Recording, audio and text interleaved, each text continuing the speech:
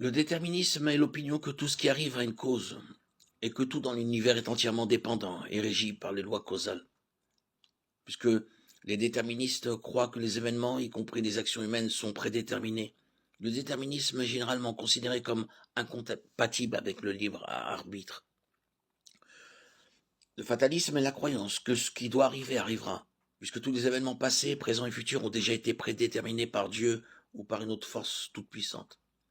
En religion, on peut le rapprocher de la prédestination, une doctrine qui affirme que la destination éternelle de nos âmes est déterminée avant notre naissance. Elle ne dépend pas de nos choix. Le libre arbitre est la théorie qui affirme que les hommes sont libres de leurs choix ou autodéterminés, c'est-à-dire que nous aurions pu agir autrement dans une situation donnée. Pour les philosophes, le libre arbitre est incompatible avec le déterminisme. L'indéterminisme est l'opinion que certains événements arrivent sans cause. Beaucoup de ces tenants croient que nos choix ne sont déterminés par aucune cause physiologique ou psychologique. Le fatalisme théologique vise à démontrer une contradiction logique entre un Dieu omniscient et le libre arbitre, en définissant le libre arbitre comme la capacité à choisir entre plusieurs alternatives. Il ressemble au dilemme suivant. Un Dieu omnipotent peut-il créer un rocher si lourd qu'il serait incapable de le soulever? Voici le fondement du fatalisme théologique. Dieu est omniscient, sa préscience est donc infaillible. Or, s'il sait d'avance de manière infaillible que demain vous tondrez la pelouse, il est absolument certain que vous le ferez. Le libre arbitre n'existe donc pas, puisque vous n'avez pas d'autre choix que de tondre la pelouse. Si vous ne le faites pas, alors Dieu n'est pas omniscient. Si vous le faites, vous n'êtes pas libre, puisque vous n'avez pas pu choisir de ne pas le faire. On peut répondre ainsi. Dieu est omniscient, étant omniscient, il est aussi infaillible. Donc Dieu sait de manière infaillible que demain vous choisirez librement, non pas par obligation ou absence de libre arbitre, de tondre la pelouse. Vous êtes toujours libre de le faire. Dieu connaît tout simplement vos choix à l'avance.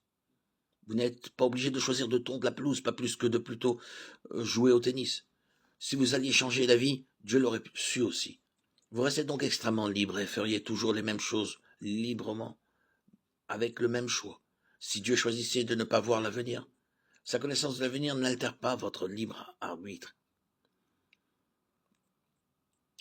Une préscience passive et secrète n'invalide pas le libre arbitre de manière logique ou rationnelle. Vous choisiriez de tondre la pelouse indépendamment du fait de savoir si Dieu le savait d'avance ou non. La connaissance passive que Dieu a de l'avenir ne change rien au libre arbitre des hommes. Notre libre arbitre ne serait anéanti que si Dieu rendait public sa connaissance de nos choix futurs, ce qui nous obligerait à les faire. On peut employer l'exemple d'un voyant qui prédit que quelqu'un, à l'autre bout du monde, va trébucher et se casser la jambe en courant pour prendre le bus.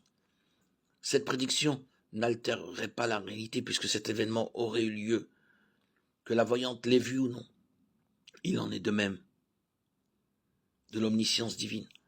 Tant qu'elle est passive et n'interfère pas dans le cours des événements ou dans notre connaissance de celui-ci, elle n'empêche pas le libre arbitre humain. Cependant, si Dieu a tout créé, sa connaissance pose problème. Il faut donc comprendre aussi son omniscience temporelle. Dieu connaît tout, le passé, le présent et l'avenir. Il connaît aussi les événements et les décisions que nous prenons avant qu'ils n'aient lieu. Cela pourrait rendre nul notre libre arbitre, bien que le principe du fatalisme théologique n'applique aucun mécanisme de la prescience apparente de Dieu qui entrave notre liberté. Dans la théologie chrétienne, Dieu est intemporel. Il existe en dehors du temps et il connaît donc depuis la création tout le cours de notre vie. Et c'est même si nous accepterons ou non son autorité divine. Avec ces préconditions, certains ne conçoivent qu'une théologie radicalement fataliste.